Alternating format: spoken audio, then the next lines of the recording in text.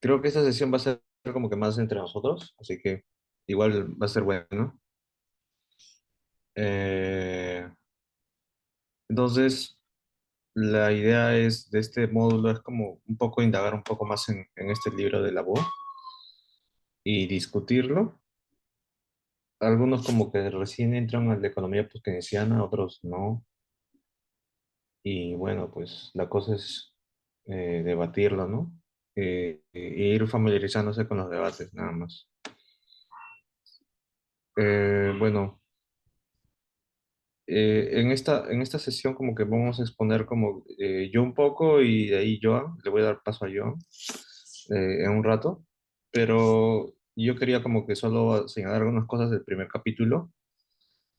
Bueno, la BO comienza con algunas clasificaciones que ya vimos en la primera sesión, donde empieza a hablar sobre esta diferencia entre ortodoxia y heterodoxia. Heterodoxia tiene diferentes nombres y acá selecciona algunos de ellos, ¿no? Un nuevo paradigma de la economía, economía orientada a como que una economía realista, economía no ortodoxa, economía política, etcétera. Y todos estos son los nombres relacionados a la economía ortodoxa. Entonces, como que no voy a ahondar mucho en eso porque ya lo vimos en la primera sesión. También hay bastantes diferencias entre el programa de investigación y cómo usan, bueno, la epistemología, la racionalidad, el método y bueno, el core político y económico. Por un lado, habla bastante de esto del realismo. Por un lado, la economía heterodoxa utiliza el realismo, por otro lado, la ortodoxa el instrumentalismo, ¿no? Eh, es un dato que, por ejemplo, un gran representante es Milton Friedman del instrumentalismo, pero no voy a ahondar mucho. De ahí, bueno, la racionalidad que tiene que ver con estos agentes super ultra racionales de la ortodoxia versus quizás una racionalidad más condicional al ambiente de la heterodoxia. El método, que de ahí voy, bueno, ahí hay algunas cosas interesantes. No sé si lo llegaron a leer, pero ahí menciona como que paradojas macroeconómicas, ¿no? Que sí, esa parte me pareció interesante y voy a como que indagar más.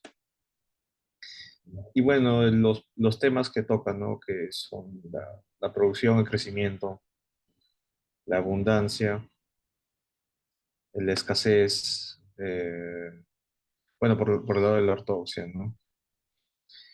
Pero sí, esas tablas me parecieron bastante chéveres del libro, del capítulo uno, así que ayuda bastante a resumir un montón de características, ¿no? Bueno, de ahí está las presuposiciones de la heterodoxia y ortodoxia. Como mencioné, los economistas ortodoxos y heterodoxos no comparten una misma ontología. Hay un fuerte debate entre el instrumentalismo y el realismo, eh, así como la racionalidad y el método.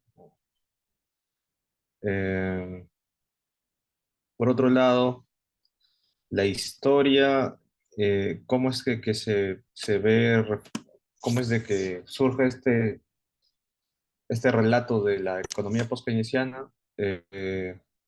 La voz como que cita dos, ¿no? A King y a Lee, dos maneras de ver la historia post-keynesiana, que también estaría chévere como que revisarlo. Por un lado, de una manera más institucional, a partir de los 70 y por otro lado, la clásica, que es como que Keynes y sus discípulos de Cambridge. Y bueno, menciona los temas que distinguen, que también los señalaba Van Grave, que era el principio de demanda efectiva, la economía monetizada, la incertidumbre fundamental, su visión del tiempo y la distribución del ingreso. Y algo que sí también, que no he visto en otros, que bueno, que me pareció interesante también, es la crítica a la econometría, ¿no? esta pelea que tenía Keynes con la estadística y la sospecha de utilizar la estadística en la macroeconomía. Bueno, acá hay algunas paradojas macro que también esta tabla resume bastantes debates. Sería bueno chequearlo y ahondar más. Más que todo paradojas macroeconómicas, ¿no? Por ejemplo, esta noción de que un descenso en los salarios reales no aumenta la ganancia de las firmas y en su lugar hace caer la tasa de empleo, ¿no? De Kalecki. Y bueno, así hay varias, ¿no? Y también hay otra tabla de paradojas de la crisis financiera, ¿no? Macro paradojas de la crisis financiera. Por ejemplo, que no es siempre posible reducir la deuda o el ratio de apalancamiento, ¿no? Para las firmas e instituciones financieras. Eso me pareció bacán. Pero en general, esas dos tablas me parecieron bastante relevantes para seguir indagando, ¿no? No es que yo sea experto, pero sí tengo bastante interés, ¿no? Por seguir esa línea. Y bueno, que también que existen bastantes vertientes de la economía post-keynesiana. eh, y bueno, y cada autor lo clasifica de varias maneras, ¿no? Así que, como en el WhatsApp decía alguien que hablar de economía post-keynesiana es como que hablar de todo y de nada, ¿no? Pero al menos ahí hay una idea de cómo se clasifica y cómo clasifican la voz más que todo, ¿no?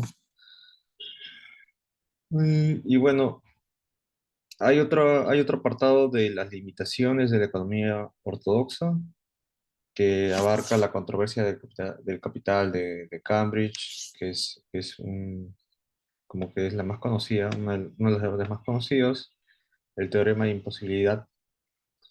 Y bueno, la parte que a mí más me interesó es la de sesgo en las publicaciones y la crisis de la reproducibilidad, ¿no?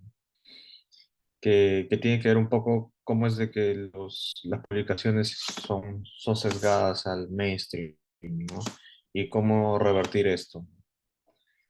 Y, y bueno, esto tiene que ver, este gráfico tiene que ver con la controversia del capital de Cambridge y que me parece bacán de que, bueno, o sea, toda esa sección está dedicada como que a hacer contraejemplos, ¿no? De cómo es de que, por ejemplo, el caso normal es el gráfico de A, pero según ahorita Garegnani tiene que papers en 1970 y 1990 donde demuestra cómo es de que se puede pasar a B y a C, ¿no?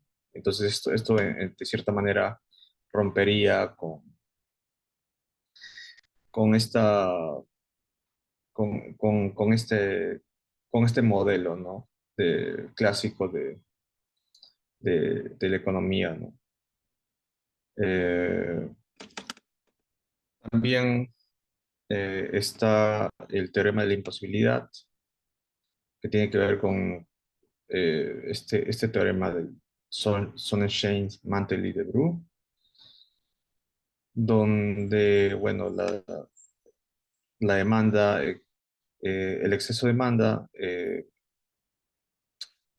o sea, este teorema sirve fundamentalmente para derivar cualquier exceso de demanda, ¿no?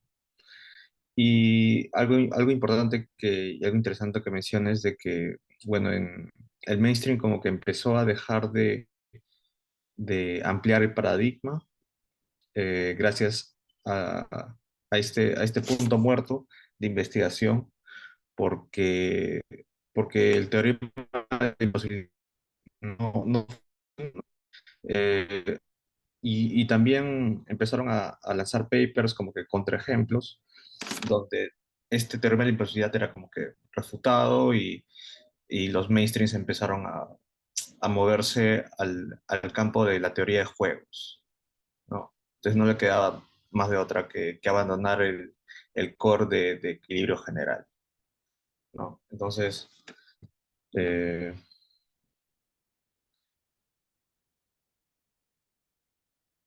sí, eh, no, no, es como que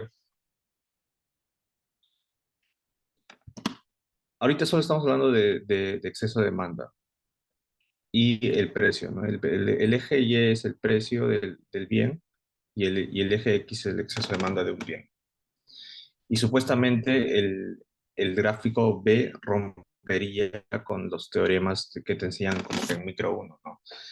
Porque ese tipo de demanda no debería existir, ¿no? Y lo único, lo que sostiene que A sea la regla y B no sea la regla es justamente este teorema, ¿no? Que si, bueno, si indagas un poco más en como que en el core, como que ya más de maestría o doctorado, eso no te lo enseñan, ¿no? En micro uno por ejemplo. Pero en micro 2 como que sí ya se sobreentiende, ¿no? O sea, eso viene, esa demostración solo está en el COLEL de microeconomía y por una razón no te lo enseñan en pregrado, pero sí te lo enseñan en maestría y en doctorado. Eh,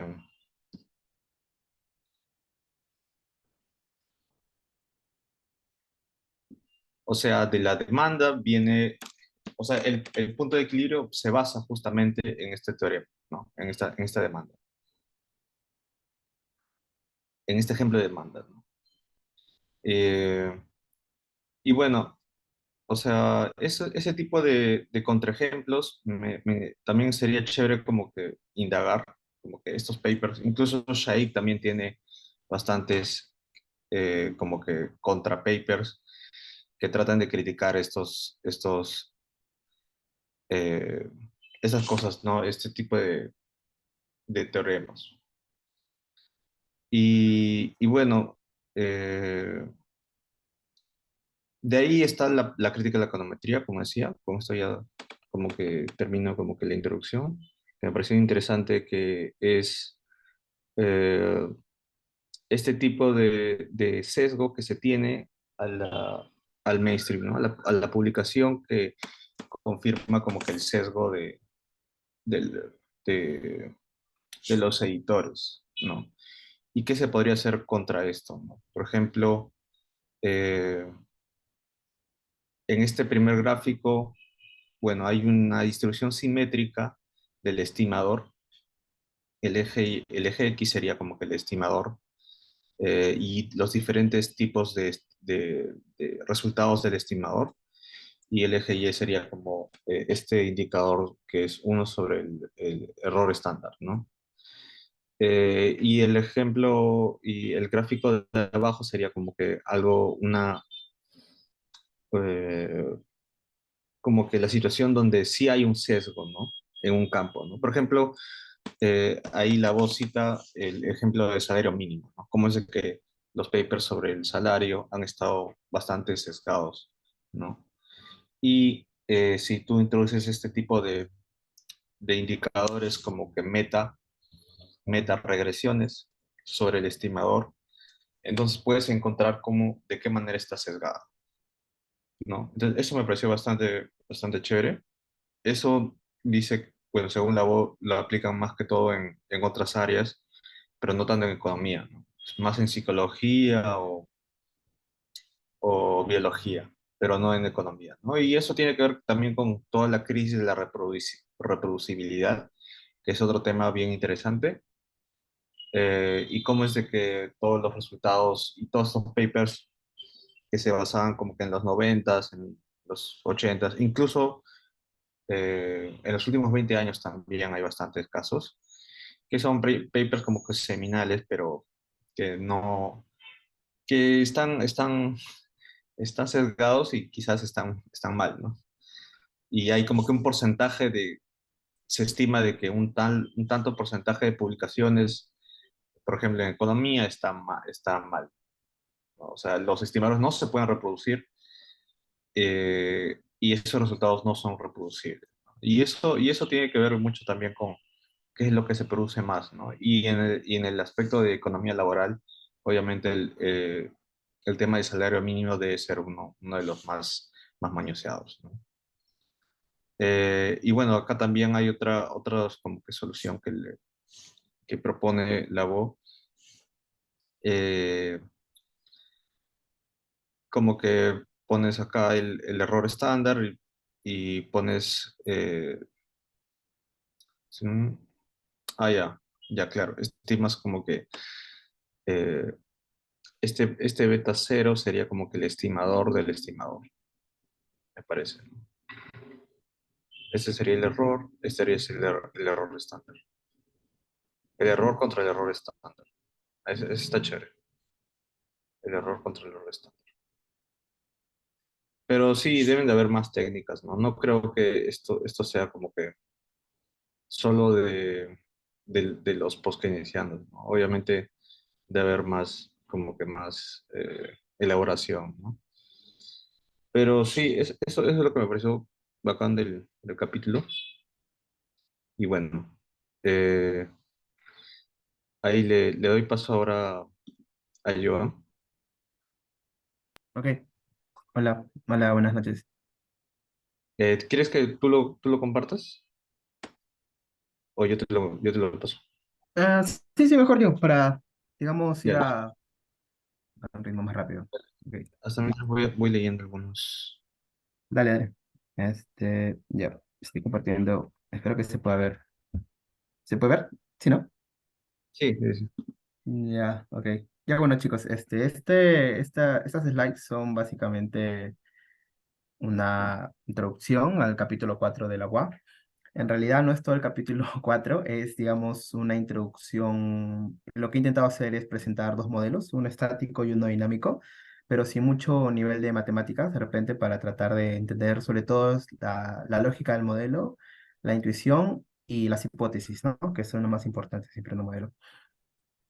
Bueno, entonces, primero hablamos un poco de demanda efectiva y empleo, ¿no? ¿Qué se entiende por demanda efectiva y empleo en la economía post-keynesiana? Ok, entonces, bueno, seguro en varios cursos de macro, de repente cuando uno de los primeros temas que se ven es ISLM, y siempre pues solo se queda, digamos, cuando se queda en esa imagen, siempre se hacen supuestos como rigidez de salario nominal y también a veces rigidez de precio, ¿no? Básicamente, a veces uno tiene la idea de que eso constituye, digamos, el corazón de la economía keynesiana, ¿no? Y también, por lo tanto, de la economía post-keynesiana. Ok, pero como voy a tratar de mostrar un poco con los modelos, no es así, ¿no? Sino que la proposición central del keynesianismo y este primer ítem es realmente una cita de un paper de Tobin, es el principio de demanda efectiva, ¿no? Ok, entonces, ¿qué es la demanda efectiva? ¿Qué es el principio de demanda efectiva? Si uno explora la teoría general, puede encontrar al menos dos interpretaciones de la demanda efectiva. Una que es, digamos, la más keynesiana y que es realmente la que incorpora toda la riqueza de la teoría general. Con esto me refiero a, por ejemplo, ajustes de desequilibrio, ajustes de expectativas, etcétera, ¿no? Que básicamente es el equilibrio de la oferta agregada, que es, digamos, la cantidad que puede producir, ¿no? Una firma o el agregado de firmas a ciertos niveles de precio con la demanda agregada esperada, ¿no? Que es lo que justamente esperan las firmas que van a demandar las personas, ¿no? O sea, es una expectativa, básicamente, ¿no? Y obviamente esto a partir de si la expectativa se cumple, sobre todo del nivel de precios, se va, bueno, digamos, se vuelve un punto estacionario, ¿no? De equilibrio. En cambio, cuando estas expectativas no se cumplen o no son satisfechas, obviamente va a haber un ajuste. Esa es, digamos, la dinámica de la teoría general, ¿no? Pero, digamos, cuando estamos enfocados en el corto plazo, podemos hablar de básicamente dos funciones, ¿no? Una función de oferta agregada y una función de demanda agregada, como en los cursos de macro, ¿no? Así que al menos para estos dos modelos que intento presentar, vamos a hablar a ese nivel, ¿no? El corto plazo, ¿no? Ok. Entonces, y para continuar, otra cosa que quiero demostrar es esto, ¿no? Que el empleo en el mercado de trabajo es determinado por la demanda efectiva, ¿no? Generalmente en los cursos de macro hay digamos, una lógica jerárquica que se empieza obviamente el equilibrio del mercado de trabajo, luego se determina la oferta de trabajo y luego la demanda de trabajo, perdón, la demanda agregada determina el nivel de precios, ¿no? Ok, entonces empecemos con el modelo, el modelo estático. Estas son las ecuaciones, es muy macro de macro uno macro 2 de repente. Lo ideal es capturar algunas nociones, ¿no? La primera es la propensión marginal, que es algo clásico, que está siempre entre 0 y 1. Acá se asume que la inversión es exógena, que la función de producción, bueno, está bien comportada, ¿no? Que es positiva y decreciente, ¿no? Por rendimientos decrecientes, muy mainstream. Y bueno, esta es la condición de maximización de beneficios, que viene básicamente de maximizar la función de beneficios para un nivel de producción, ¿no? Ok, y algo que también se enseña bastante en los cursos de macro uno y macro 2 es que el salario nominal es fijo. Y acá estoy asumiendo algo, sobre todo para ver cómo se comporta el nivel de demanda efectiva con el desempleo. Estoy asumiendo una oferta de trabajo. Ok. Entonces, a partir de todos esos supuestos, se puede derivar principalmente tres ecuaciones, ¿sí? La primera es la demanda de trabajo nocional, que básicamente es esta, ¿no? Es a partir de la maximización de beneficios, lo que hacemos es, eh, por así decirlo, despejar la demanda de trabajo de esta condición, de esa condición que maximiza beneficios y está en términos del salario real, ¿no? Esta función es una función inversa, ¿no? Semejantemente, hacemos lo mismo con todo el tema de la demanda agregada, ¿no? Que sería el consumo más inversión. Recuerden que no hay gobierno, ¿no? Entonces la demanda sería igual a consumo más inversión. Si despejas, si en equilibrio, como puedo mostrar acá, esto también es muy clásico, ¿no? Es el multiplicador keynesiano, sería 1/1 menos C, que es básicamente esto último, también se puede entender como la propensión a ahorrar. ¿Ok? Entonces, para llegar a una demanda efectiva a partir de esta condición de equilibrio, nuevamente, lo que se hace es partes del valor de Y, EF, ¿no? Que viene justamente de esta condición, y lo reemplazas en la función inversa de la función de producción, ¿no? Que es la típica. Y de esa manera vas a encontrar o puedes derivar una demanda efectiva.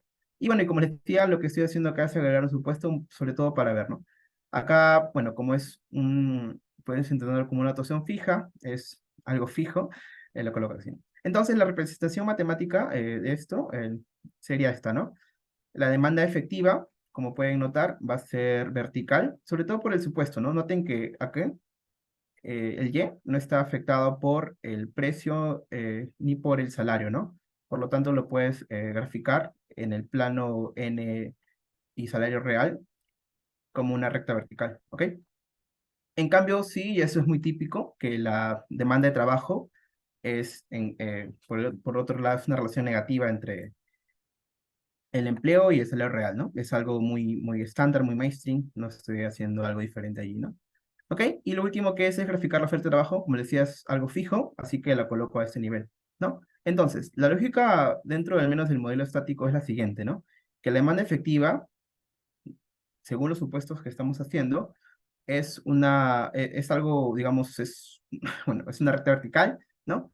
Y dependiendo de este nivel, que está afectado justamente por estos dos parámetros, la inversión y, bueno, la propensión marginal a consumir, esta demanda efectiva va a estar fijada, ¿no? Supongamos, por ejemplo, y más adelante lo voy a mostrar, que esto aumente, esto va a generar, obviamente, este, que esta demanda efectiva se desplace, ¿no? A medida que está desplazando, puede llegar a un punto, digamos, en que coincida con la oferta de trabajo, ¿no? Y ahí sería un nivel, digamos, de pleno empleo, ¿no?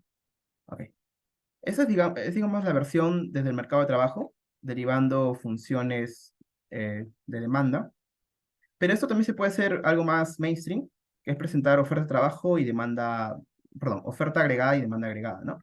Entonces, lo que hacemos acá es muy simple, ¿no? Como ya tienes la demanda de trabajo a partir de la maximización de beneficios, lo que hacemos es básicamente reemplazar esto en la función de producción, ¿no? Como acá lo explico, y ahí sacas tu oferta de bienes, ¿no? O tu oferta agregada. Sí, espero que me pueda entender un poco la idea.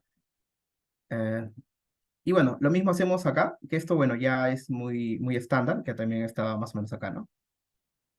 Y bueno, por último hacemos esto de acá, que sería solo reemplazar la dotación fija de la oferta en la función de producción. Ok, tengo unas preguntas. Sí, ese es el capítulo 4. Sí. Ok, entonces, esta es la representación, digamos, es la misma. Si se dan cuenta, es como que si fuese estado invertida, ¿no? Esta sería en el mercado de bienes y esta sería en el mercado de trabajo, ¿no? Obviamente acá la demanda de trabajo, pues justamente por estar reemplazada en la función de producción, va a tener una pendiente positiva, ¿no? Pero la lógica es la misma, ¿no? Siempre noten que debido al supuesto que estoy haciendo, sobre todo de que la demanda agregada no está siendo afectada por un salario real, es que su representación geométrica es vertical, ¿no? Y a medida que esto, pues, va aumentando, se puede acercar más a la oferta de trabajo, ¿no? Ok, es la misma idea, ¿sí? Entonces, un poco para ir sacando algunas conclusiones, que también pueden ser algo ya intuitivas, es que la demanda efectiva determina el nivel de producto, ¿no? Como les decía acá, eh, y también el nivel de empleo, ¿no? Porque recuerden, el mercado de trabajo es la otra cara del mercado de bienes, ¿no? Como pueden ver acá, ¿ok? Y, claro, esto depende de las condiciones de oferta, ¿no? Recuerden que bueno, matemáticamente si, por ejemplo, tenemos un valor del nivel de producto según la demanda efectiva, y si lo reemplazas en la función inversa de la función de producción, obviamente va a estar afectada por los parámetros de la función de producción, ¿no? Etcétera. Así que pues el nivel de empleo va a estar en cierta manera condicionado por las condiciones de producción o de oferta, ¿no? Pero la conclusión es la siguiente, ¿no? Que siempre la demanda efectiva, si es que obviamente está menor que el nivel de pleno empleo, que sería esta recta verde, entonces puede existir un desempleo voluntario, ¿no? Con desempleo voluntario, pues dentro de la economía keynesiana se entiende qué es eso, ¿no? Que el mercado por sí mismo, pues no logra, digamos, vaciarse, ¿no? Sino que más bien tiene un rol de demanda efectiva. Ok. Y otra conclusión, digamos, de este modelo estático, para ir acabando ya, es que determina el nivel de precios, ¿no? Esto lo podemos básicamente en esta parte de acá, ¿no? Eh, bueno, esta es la otra cara. Pero, por ejemplo, digamos que hay un aumento de la inversión o de un parámetro exógeno de la demanda agregada, junto con la condición de equilibrio, va a ser que esta recta vertical se desplace hacia la derecha, ¿no? Obviamente sí es positivo este efecto. Y por lo tanto, va a haber un aumento de la producción y también va a haber un aumento del precio, ¿no? Eso es lo que básicamente estoy diciendo acá.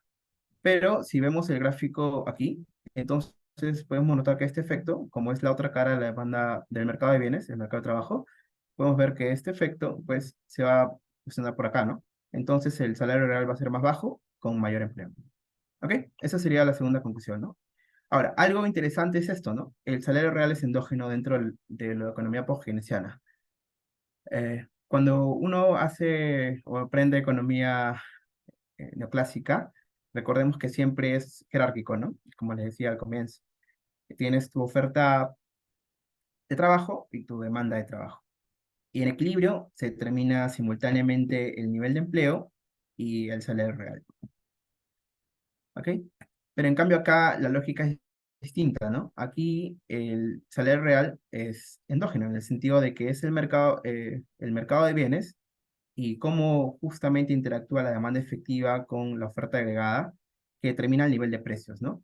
Y como ya tienes un salario dado, nominal, que es otro supuesto de la economía keynesiana, pues entonces si tienes esto dado y ya tienes esto dado, entonces todo esto se vuelve endógeno, ¿no? Esa es otra conclusión importante, ¿ok? Y bueno, algo que también está dentro de la teoría general, que no voy a explorar tanto, es que los cambios en el salario nominal no modifican el nivel de producto, ni el de empleo, ni el salario real, ¿no? Dada la demanda efectiva, dada el nivel de la demanda efectiva. ¿Ok? Entonces, ese sería el modelo estático, es muy mainstream, de repente algunos ya pueden, digamos, recordar sus cursos de macro 2 o macro uno. De repente esta presentación es muy distinta, pero, o sea, las intuiciones son las mismas, ¿no? Y bueno, una crítica que siempre cuando nosotros pasamos de los modelos ISLM a los modelos de los nuevos clásicos o nuevos keynesianos, o incluso antes de eso, hablando un poco de la síntesis no clásica, es que todo esto supuestamente se sostendría si es que se asume que el salario nominal es rígido, ¿no? O hay rigideces. Y ahí entra pues el efecto Keynes, el efecto de saldos reales, que básicamente te dicen de que cuando hay flexibilidad total, o sea, de precios y de salarios, realmente la economía puede volver o puede vaciarse los mercados y puede haber pleno empleo, etcétera, ¿no? Entonces, la propuesta es un poco tratar de salirse de eso, ¿no? ¿O ¿qué propuestas hay dentro de la economía post-keynesiana, ¿no? Porque si bien esa es la interpretación que se da de Keynes, ¿no? De que realmente la demanda efectiva no era la proposición central, sino que más bien es la rigidez en un precio nominal, sea el precio del bien o el salario que se paga, no es así, ¿no? ¿Ok? Entonces, un poco volviendo a Tobin, Tobin se considera a sí mismo un viejo keynesiano, si podemos revisar un poco esos últimos papers, y lo interesante de Tobin es que, pues, él trata de contestar a esta interpretación mainstream que se tiene de Keynes y en general de la teoría general, ¿no? Entonces, lo que él sostiene es que no es la rigidez del salario nominal ni del precio lo que hace que se mantengan estos resultados, ¿no? O sea, que la demanda efectiva juega un rol y que, bueno, sobre todo haya desempleo involuntario, ¿no? Sino que más bien es que la proposición keynesiana, y que también lo he puesto un poco al comienzo, es que el vacío de los mercados no es instantáneo ni continuamente, ¿no? Ok, entonces vamos un poco a entender esta lógica de acá, que es que, o sea, en otras palabras, lo que quiere decir esta cita, ¿sí? Y va a ser más claro más adelante, es que la flexibilidad no asegura que haya un retorno al equilibrio de pleno empleo, ¿no? Y por lo tanto el mercado se regula solo. Ok, entonces recuerden que estos supuestos son los mismos que he usado arriba. He tratado de seguir los mismos para que sea muy simple la idea. Lo único que cambia es esto. Recuerden que lo que había asumido en el modelo estático era de que había una dotación fija de oferta de trabajo, ¿no? Ahora aquí estoy asumiendo digamos, la función más mainstream, ¿no? Que dice que hay una relación con el precio, bueno, con el salario real positiva y con el precio real negativa, ¿no? Que sería solo la inversa de esto, ¿no? ¿Sí? Esto es muy mainstream, o sea, todos estos supuestos son mainstream. Y bueno, acá, digamos, el modelo, que es también mainstream, la demanda agregada, recuerden, que es básicamente una identidad y que no es lo mismo que demanda efectiva, ¿ok? Porque no está con la condición de equilibrio acá todavía. La oferta de bienes, que nuevamente es muy mainstream y que también la había derivado antes, que es básicamente reemplazar la función, bueno, la demanda de trabajo en la función de producción y te sale la función de oferta de bienes, ¿sí? Y que, bueno, acá tiene una relación positiva, ¿no? Y la oferta de trabajo, que es lo mismo, ¿no? Ahora, como tenemos esta función, la reemplazamos en la función de producción, como explico acá un poco, y encontramos esta otra función. O sea, tenemos tres funciones nuevamente, ¿no? Solo que ahora lo que estamos haciendo es, por un lado, incorporar una relación entre la oferta de trabajo y el precio real o el salario real. Y por otro lado, como voy a mostrar a continuación en los gráficos, es que ahora vamos a representarlo esto en el plano nivel de producto y precio real, ¿no? P sobre W, no sobre P. Sobre todo, ¿por qué? Porque vamos un poco a ver, explorar cómo puede ser la dinámica con esto, ¿no? Ok. Entonces, estos modelos, este es el modelo estático, ¿no? Y aquí viene la propuesta de un economista que puedo decir que sea, es keynesiano, aunque no sabría exactamente cómo catalogarlo, pero sí puede considerarse como post-keynesiano. Es interesante porque enseña en Harvard, ¿no? Tiene cursos en Harvard y tiene mucho tiempo enseñando en Harvard y últimamente ha sacado un libro que es básicamente en el que me baso para presentar este modelo, ¿no? Ya, ok. Ese es un modelo dinámico, ¿no? Es un modelo dinámico y como pueden ver hay tres ecuaciones, así que se puede interpretar como un sistema de ecuaciones diferenciales, ¿no? Siguiendo esta notación, ¿no? La derivada con respecto a t, que vamos a considerar acá que es el tiempo. Ok. Entonces, ¿cómo podemos hacer de que con flexibilidad, ¿no? Noten que hay flexibilidad porque estoy haciendo que el nivel de producto va a cambiar con el tiempo, el nivel de precio va a cambiar con el tiempo y el nivel de salarios va a cambiar con el tiempo, ¿no? O sea, ¿cómo puedo hacer que ese sistema de ecuaciones diferenciales me genere resultados keynesianos, ¿no? Estrictamente keynesianos. Ok, de la siguiente manera, ¿no? Entonces, aquí hacemos tres supuestos adicionales, ¿no? Voy a un poco ir rápido para no cansarlos. El primer supuesto es que el nivel de producto, y esto de repente es un supuesto muy keynesiano, está afectado por la relación o diferencia que hay entre la demanda, recuerden la demanda agregada, y el nivel de producto, ¿no? ¿Ok? Entonces, si nosotros hacemos esta diferencia, reemplazando nada más estos valores acá, van a encontrar que esto es como decir de que hay una diferencia y que también es una relación que se puede mostrar entre la inversión y el ahorro agregado. ¿Ok? Entonces, esto es lo que, ¿qué es lo que nos dice? Cuando la inversión o la demanda agregada es mayor que un nivel de producto en un momento o el tiempo dado, el nivel del producto va a aumentar. O sea, los empresarios, cuando haya más demanda, lo que van a hacer es empujar la producción, de tal manera que se ajusta la demanda, ¿no? Esto es algo nuevamente muy conocido, ¿ok? Y bueno, es tal, ¿por qué? Porque este parámetro, que es un teta sub 1, es positivo, ¿no? De esta manera garantizo de que cuando la demanda es mayor que la oferta, digamos entre comillas, o el nivel de producto, la producción va a aumentar, de tal manera que se ajuste esto, ¿cierto? Ok. La siguiente, nuevamente, también tiene que ver un poco con la relación, ahora sí, de los empresarios, pero de manera indirecta, ¿ok? Esto de repente lo podemos ver en el siguiente gráfico, ¿ok? Ok, ok. Recuerden que esta función de oferta de bienes ha sido derivada de la condición que maximiza beneficios, ¿no? Como lo mostraba aquí, ¿cierto? Y que esto partía de aquí, ¿ok? Ok. Para un precio dado, entonces, lo que quiero decir aquí es, para un precio real dado, peso variable dado, cuando la oferta de bienes es mayor que un nivel de producción o nivel de producto dado, entonces el precio va a bajar, ¿ok? Porque esto es positivo. Ok. Esto lo podemos ver básicamente acá, ¿no? Lo que está diciendo era lo siguiente. Ok. Cuando el nivel, por ejemplo, supongamos que acá hay un precio real dado para un punto, ¿no? Y si el nivel de producto está por acá, esta diferencia, ¿no? Nótese que el nivel de producción es menor que el que justamente ha elegido el empresario para producir, ¿no? Entonces a él no le conviene, digamos, mantener ese nivel de precios, ¿no? Porque el nivel de producción es menor que el que justamente sería la condición que maximiza beneficio, ¿no? Recuerda que esta función es la condición que maximiza beneficio, ¿no? Todos los puntos en esta recta maximizan beneficios para un precio real dado, ¿no? Entonces, si el nivel de producción es menor que justamente esta curva que representa el equilibrio de la condición de beneficios, lo que el empresario va a hacer directamente es reducir el precio, porque cuando reduce el precio va a ser de que para ese nivel de producción coincida justamente con la condición que le permite maximizar beneficios, ¿ok? Y el caso contrario sucede cuando el nivel de producto es mayor que eh, el nivel que maximiza beneficios, ¿no? ¿Ok? Entonces, esta lógica, digamos, bueno, al menos esa lógica es lo que se representa en esta ecuación diferencial.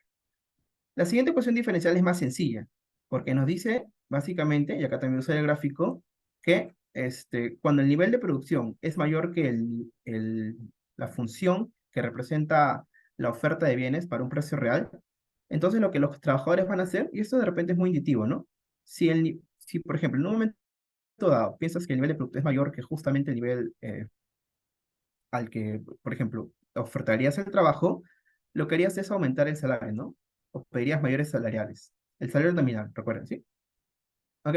Entonces, esto también se viene a prestar eh, por esta recta. Esta recta normalmente es el equilibrio, ¿no? De la oferta de bienes con el precio real.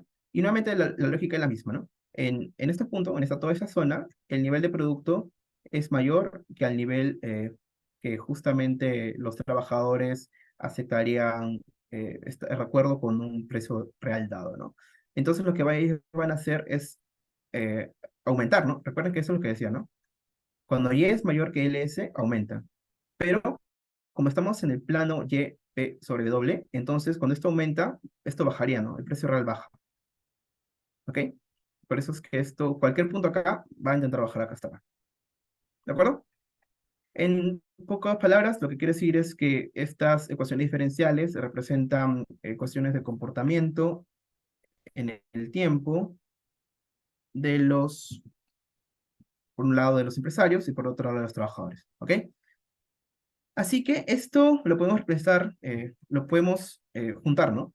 Juntemos todo esto y lo juntamos de esta manera. Tenemos primero la ecuación de la demanda efectiva, tenemos la ecuación de la oferta de bienes y tenemos una ecuación de la oferta de trabajo, ¿ok? Entonces vamos a explicar un poco cómo sería la dinámica eh, junto con ese sistema de ecuaciones, de ecuaciones diferenciales, ok. Diferenciales, perdón. Ya, ok. Entonces imaginemos que estemos en un punto de equilibrio, que siempre hemos estado en un punto de equilibrio, ¿no? Recuerden que como se cruza la oferta de trabajo y la oferta de bienes, ¿no? Estamos en pleno empleo, ¿no? Y también la demanda agregada está en ese punto de pleno empleo, o sea, hay vaciamiento de mercados, hay pleno empleo. Ok. Ahora imaginemos que hay un shock en la demanda agregada, ¿no? Por ejemplo, digamos que la inversión cae. Hay una expectativa de que las cosas en el futuro van a ir mal. Por lo tanto, esta inversión sería menor, mejor acá, esta demanda agregada sería menor que el nivel de producto, ¿no? Y acá sería pleno empleo. Como esto es menor, va a ser de que la producción caiga, ¿cierto? Entonces, como primer paso, presionemos en esta primera flechita. Entonces, si hay un shock, lo que va a hacer la economía, partiendo de acá del pleno empleo, es reducir su producción.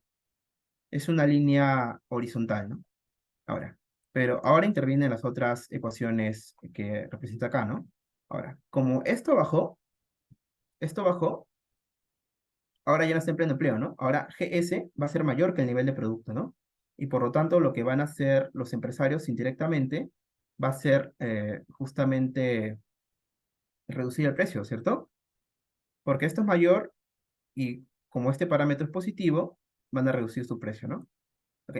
Entonces, como van a reducir su precio, eh, lo que va a hacer es justamente, ok,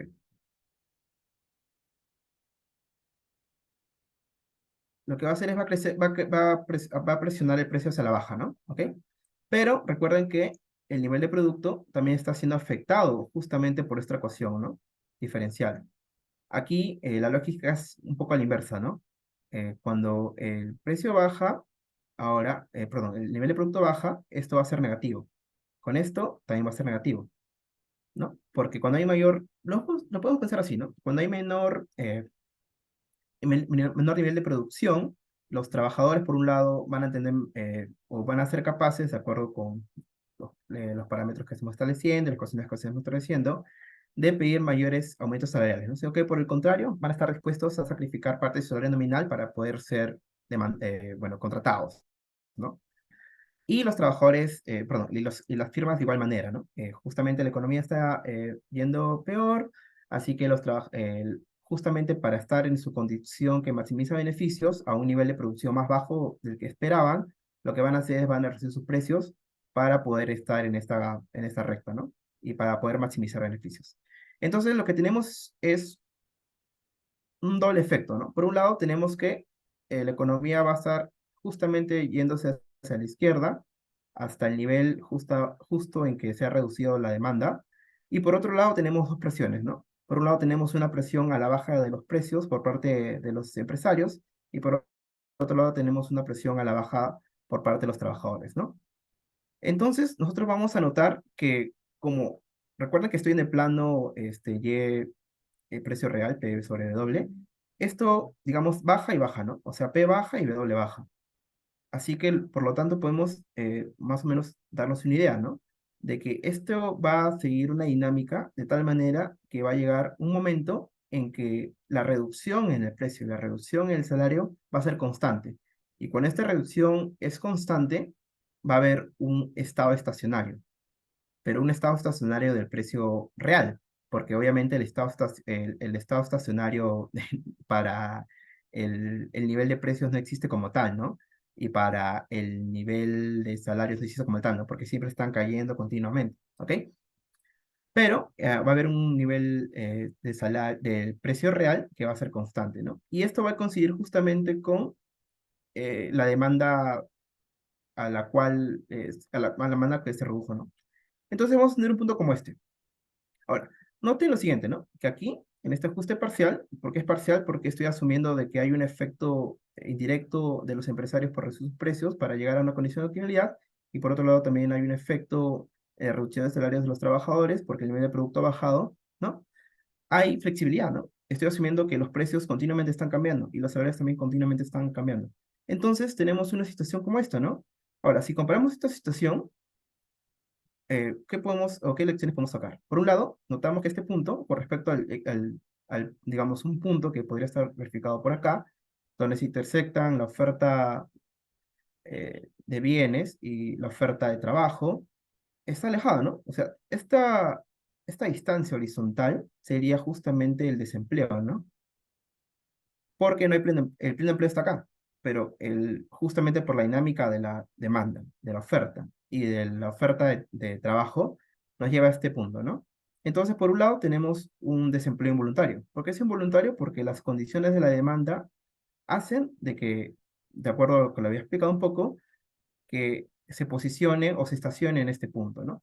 Y por otro lado, tenemos algo interesante, ¿no? Tenemos una deflación, porque el precio está bajando y el salario también está bajando. Pero obviamente a nivel de precio real, digamos que tenemos un nivel constante, ¿no?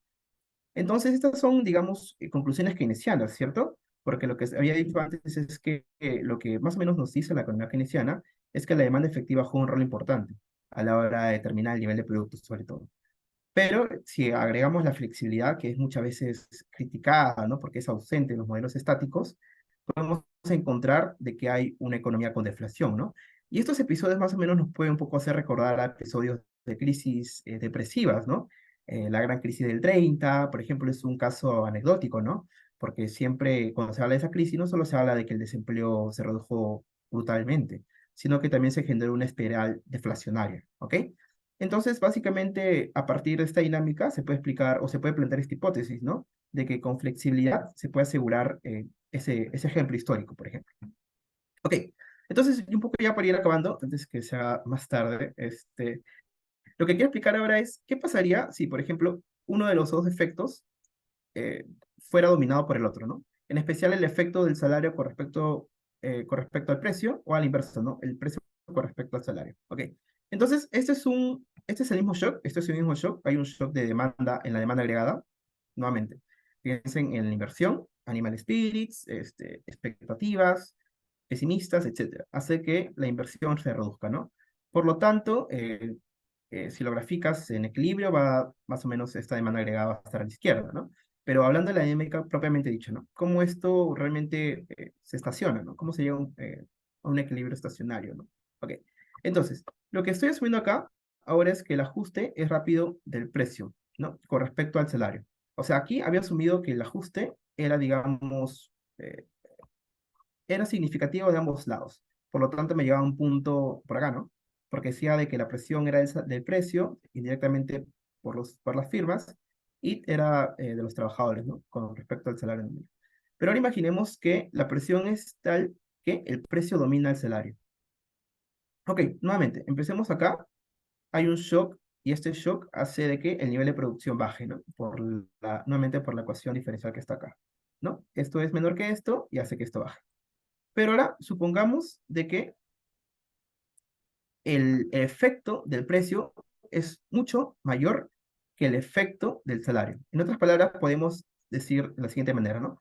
De que este parámetro teta sobre teta 2 con respecto al parámetro teta 3 es en el límite infinito, digamos, ¿ok? Y esto lo que hace es lo siguiente, ¿no? Es como si esta curva no existiera y por lo tanto el ajuste va a ir cada vez más con la presión de precio nada más, ¿no? Podrías usted pensarlo como si fuese que el salario nominal fuera rígido, ¿no? O su reducción es mínima en cada aumento. Por lo tanto, eso va a hacer de que el precio y el nivel de producto converja a este punto de acá, ¿no? Va a estar justamente en la función de oferta agregada, ¿no? Y llegamos a algo interesante, ¿no? Porque esta gráfica, o sea, imaginemos que esto verde no exista. Tenemos esta demanda agregada, que es una reducción de la anterior, y tenemos esta oferta de bienes. Llegamos a un caso estático, ¿no? Al caso estático de acá. Ah, de acá, ¿no? ¿Cierto? En otras palabras, justamente en el caso en que el ajuste de los precios es rápido con respecto a los salarios, se llega a un resultado estático que nos decía de que lo que importaba era el nivel de la demanda agregada y el nivel de la oferta agregada. ¿Ok? Y algo similar ocurre cuando el salario es más rápido que el precio. Aquí llegaremos a un punto como este, ¿no? Siguiendo la misma lógica, ¿no? Recuerden que esto hace que se presiona a la baja el salario nominal y por lo tanto esto aumenta, ¿no? El precio real aumenta. y como el nivel de demanda agregada solo está afectado por las condiciones de la inversión, entonces va a ser de que esto vaya a converger a este punto, ¿no? Aquí, a diferencia de esta condición, ya no existe deflación, porque el precio va a estacionarse en un nivel dado, ¿no? Y también el precio real. Aquí de igual manera, ¿no? No existe deflación, no hay presiones deflacionarias, ¿ok? Entonces, lo que quiero un poco ya para ir acabando es esto, ¿no? Que si nosotros llegamos a casos límites, el ajuste dinámico de las ecuaciones diferenciales que mostré arriba, podemos llegar a dos resultados. Por un lado, cuando el ajuste es rápido del precio, llegamos al resultado keynesiano que había mostrado, que es el caso estático, donde podemos considerar de que la demanda, perdón, la oferta de trabajo no existe, sino que solo importa la demanda agregada y la oferta de bienes. Y por otro lado, cuando el ajuste es rápido de salarios con respecto a precios, llegamos a esta gráfica, ¿no? Donde no existe o no juega un papel importante la oferta de bienes, ¿no? Y que se le puede dar resistencia salarial. ¿Ok? Pero entonces, ¿qué nos dice todo esto? Y esto es para concluir un poquito, ¿no? Lo que nos dice es que puede existir desempleo voluntario, recuerden, este nivel horizontal, esta distancia horizontal, ¿sí? Con respecto al pleno empleo, o sea, hay desempleo.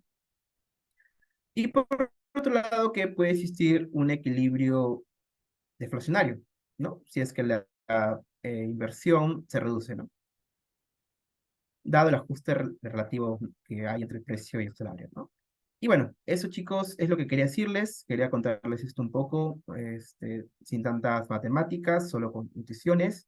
Lo que quiero un poco señalar es que en la economía keynesiana en general no es el precio rígido lo que hace que haya resultados como desempleo voluntario o no vaciamiento de mercados, sino más bien es la dinámica, ¿no?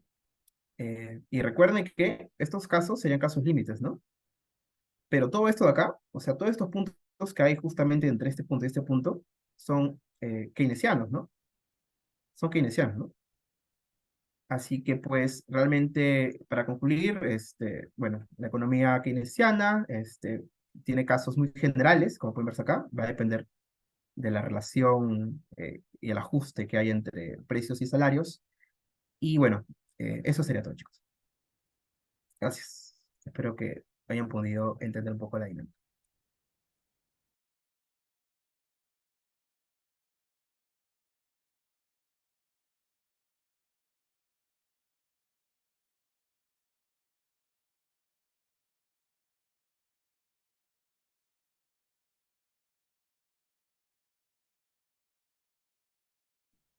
Gracias, gracias, Joan. Eh, Más bien, no sé si hay preguntas eh, o cuestiones. ¿Se puede participar por audio o toca escribir? Sí, sí, sí. Vale, me gustaría preguntar con respecto, hay un libro muy bacano que es de King que dice historia post-keynesiana desde 1936. No me acuerdo bien si es así el título, pero más o menos Claro, es aquí. así. ¿Sí? Ujú. Y hay algo que menciona muy interesante y que me parece muy acertado, porque pues es el tema de que, pues lo que yo les decía, que hablar de escuelas, de la escuela post-keynesiana era hablar de todo y de nada, ¿sí? Y era más que todo porque, pues, si uno se pone a mirar los fundamentos, por ejemplo, desde los calequianos, rafianos y fundamentalistas, que son las tres grandes escuelas que fundan como la escuela post-keynesiana, si se le quiere decir así, son muy diversas. O sea, no es como que, o sea, no es como que coincidan en muchas cosas más allá de la propia crítica a la ortodoxia, ¿no? Sí, entonces, más allá de la crítica de Cambridge, que en este caso sería la crítica al tema de la teoría del capital neoclásica y austriaca, y a los temas de referentes de pronto a la noción del tiempo, como el de Joan Robinson y otras cuestiones, no veo como que, ya, no veo la necesidad de llamarlos como post-keynesianos, ¿no? Por así decirlo, no veo la relevancia realmente de llamarlo así, sino pues deberíamos llamarlo cada uno por su escuela, ¿no? O sea, rafianos y desarrollar todo el pensamiento de Rafa, calequianos, fundamentalistas, porque también eso evitaría muchas confusiones, ¿no? Pensaría yo, no sé qué opinan ustedes. Claro, es lo que pasa con cualquier programa de investigación, ¿no? Las categorías que adoptan no son propias, muchos estarían en contra, ¿no? Entonces, pero de todas maneras siempre se forman, ¿no? Categorías. Entonces, es una manera como que de introducirnos, pero luego, claro, creo que sería lo mejor como deshacernos de esas etiquetas, ¿no? Quizás usarlas y de ahí deshacerlas, ¿no? Como en un montón también en el marxismo hay etiquetas y al final como que hay marxismos, ¿no? Y igual bueno, en el mainstream quizás ahí podría ser diferente, ¿no? Pero algunos también, no sé, no, le dices economía mainstream, tampoco adoptarían ese nombre, ¿no? Pero sí, totalmente de acuerdo. No, uno tiene que también ver al pensador, ¿no? Es Rafa, Kaleki, etcétera, ¿no? Entonces, Sí, sí, sí. Bueno, yo quisiera agregar algo, ¿no? Es cierto lo que menciona y Gian también presentó una tablita de libro donde en realidad puedes encontrar distintos autores keynesianos y ellos tienen su propia clasificación de las, por así decirlo, enfoques que hay dentro de lo que se llama economía keynesiana, ¿no? Pero creo que, o sea, a pesar de esa diversidad, se pueden señalar puntos en común, ¿no? Esto de repente es más difícil cuando hablamos de la heterodoxia en general, pero creo que dentro de la economía keynesiana, a pesar de esa diferencia que bien han señalado, hay puntos en común. Un punto común clave es, digamos, la demanda efectiva, ¿no? El principio de demanda efectiva, no solo en el corto plazo, sino en el largo plazo.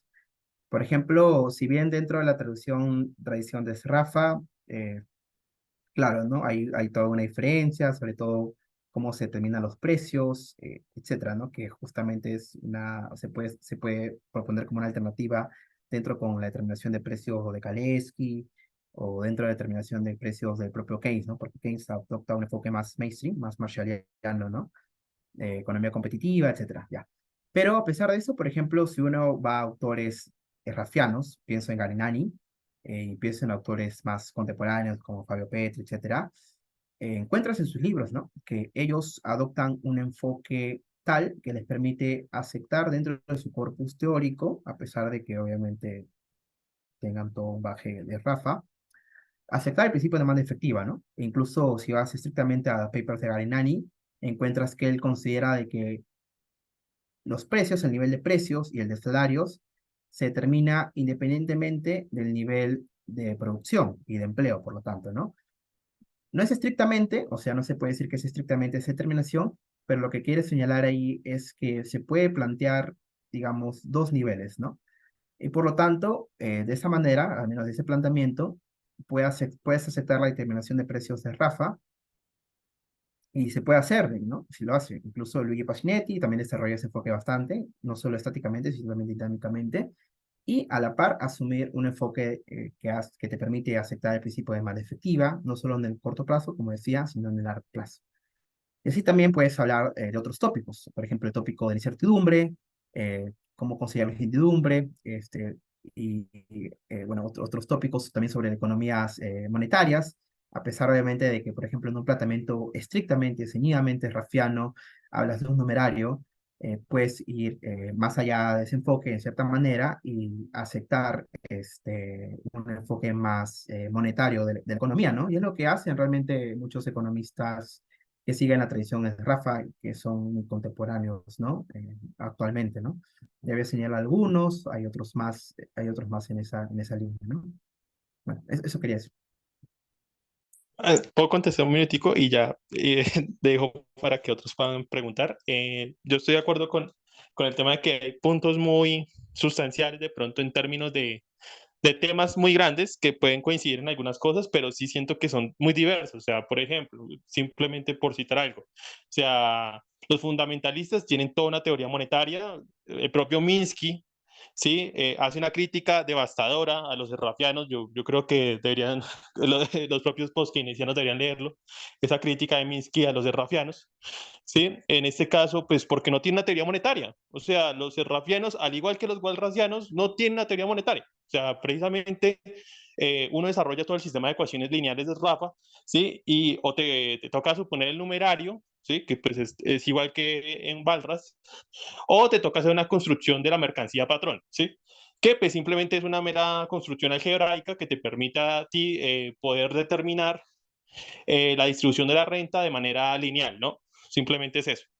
Entonces, pues, por ejemplo, me parece que cómo coincidir con los fundamentalistas y los rafianos. Siento yo que los más cercanos a los rafianos son los calequianos y aún así tienen muchas diferencias porque la determinación de los precios, como bien dices. Entonces, sí siento que de pronto es esa etiqueta, como tú dices, de post-keynesianos, si bien puede coincidir en algunos puntos, creo que coinciden más en las críticas a la ortodoxia y, o sea, más en las críticas a la ortodoxia, pero no mucho más, ¿no? Pensaría yo. Mm. Sí, sí, buen comentario realmente. Sí, sí es cierto lo que mencionas, pero bueno, claro, eso sería toda una discusión, ¿no? Pero yo creo que, a ver, para no cartarla y nada más, ¿no? Yo creo que, si bien lo que señalas es cierto, o sea, podemos ir a economistas más contemporáneos, que, o sea, no es que sean estrictamente, no sé, rafianos o fundamentalistas, pero digamos que se pueda llegar a un consenso, ¿no? Y creo que a eso están, digamos, convergiendo todos, ¿no? Porque, por ejemplo, algo que están haciendo todos los postkeynesianos, muchos postkeynesianos están haciendo, es hacer modelos stock flujo consistente, ¿no? Y esos modelos stock flujo consistentes, al menos bajo los parámetros postkeynesianos, lo que les hace es sí o sí aceptar un rol del dinero, ¿no? No solo como reserva de valor, sino entre otras funcionalidades, ¿no? Pero creo que sí hay una convergencia, a pesar de que existen las diferencias y que esas diferencias creo que han sido más marcadas en el pasado, ¿no? Cuando obviamente estos enfoques eran más, no sé, más, digamos, más debatibles, ¿no? Etcétera, ¿no? Eso es lo que yo podría decir. Igual gracias por el comentario, está muy bueno.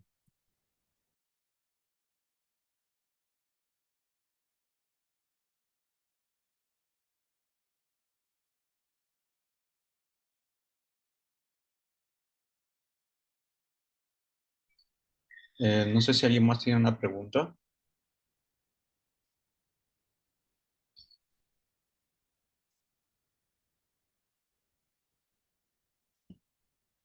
o una consulta o algo así.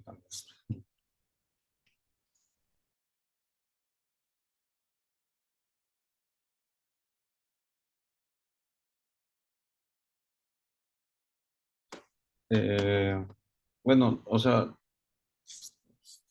tendría que revisar bien el último modelo un poco con más calma, yo, pero está bien, está interesante. Sí, sí, creo que ahí explicarlo con toda su riqueza sí toma más de tiempo. Sí, sí, sí. Pero, o sea, bastante interesante lo que dijiste al final de el ajuste rápido, ¿no? Que depende cómo llegas a... O sea, me parece que no sé si estoy entendiendo mal, pero el argumento al final es como que, eh, a diferencia un poco del modelo estático en el modelo dinámico, y que también es post-keynesiano, depende bastante del ajuste rápido y ahí es donde se ve la riqueza de un poco del modelo de la demanda efectiva. Es justamente solo se puede llegar a esta conclusión en el modelo dinámico, ¿verdad? Esto del ajuste del precio, cuando le gana el salario al precio o cuando le gana el precio al salario. Algo así. Ujú. Sí, este, sí, a ver, para agregar un poco de contexto, ¿no? De repente para que se entienda mejor, ya dejando un poco el modelo y las ecuaciones y los gráficos, ¿no? En realidad, estos modelos ya tienen una tradición, no ha sido tan explorada. Recientemente el autor, Marlin, hace unos años ha estado sacando algunos artículos y ahora ya se volvió un libro, que es un libro enorme realmente. Y la idea es esa, ¿no? La idea es que un poco trata de responder a esa crítica que hay al keynesianismo, ¿no? Que justamente se sostiene a partir de asumir rigideces, sea en el salario o en el precio, y que según esta interpretación también, eso se vuelve flexible, pues hay resultados de pleno empleo, básicamente en el mercado, ¿no? Pero esa representación es una representación estática, ¿no? Porque no justa, solo es una estática comparativa en el sentido de que pues el ajuste es instantáneo. En cambio, volviendo, por ejemplo, a un tópico que alguien había mencionado de tiempo histórico, ¿no? Que hay dentro de la economía postkeynesiana, cuando le agregas dinámica, o sea, cuando hay ajustes no instantáneos, sino ajustes que podríamos decirlo así en tiempo histórico, ¿no? Se puede llegar a esos resultados, ¿no? Allí pues estás haciendo flexibilidad más real, entre comillas, ¿no? Porque estás asumiendo que a medida que avance el tiempo, el precio se ajusta cada vez más y el salario también se ajusta cada vez más y también el nivel de producción, ¿no? En cambio, en el modelo estático y cuando hace estática comparativa, el ajuste es instantáneo, inmediato. Así que esta propuesta es un poco trayendo o defendiendo un poco también en la teoría general, ¿no? Porque en la teoría general, si bien Keynes asume, no sé, hasta el capítulo 18, el salario nominal rígido, pero lo asume no por un tema de un supuesto heroico que sostiene todas sus hipótesis, sino que como el varias veces lo señala, es un supuesto de estabilidad del sistema, él lo libera, ¿no? Llegas a los últimos capítulos, ese supuesto ya no está, a pesar de que obviamente no hay ecuaciones, no hay gráficos, sino que más bien son largos razonamientos, lo que se hace es eso, ¿no? Es tratar de plasmar de cierta manera esos razonamientos y demostrar con matemáticas, con el sistema de ecuaciones diferenciales no lineales, que pues esta flexibilidad, cuando es más real, cuando no es instantánea, pues también te lleva a resultados keynesianos, ¿no? Eso. Ok, ok, ya entendí un poco más el contexto. Voy a chequear el autor, está brazo. Sí. Bueno, Muchachos, no sé si de pronto para señalar algo, pues antes de que si entren nadie los más demás. tiene preguntas, la próxima semana más vamos a... Sí, dale, dale. Sí, creo que está con un poco de retraso el audio de Ian.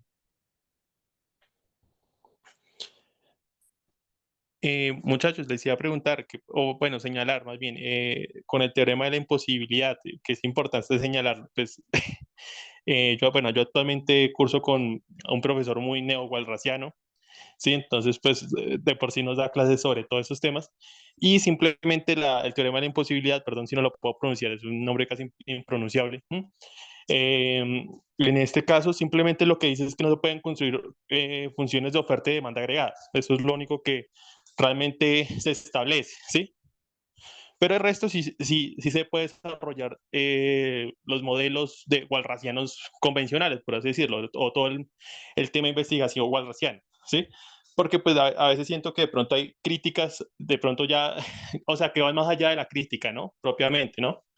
Sí, o sea, pues los propios neowalrasianos han seguido investigando sobre todas las propiedades del equilibrio general, ¿no?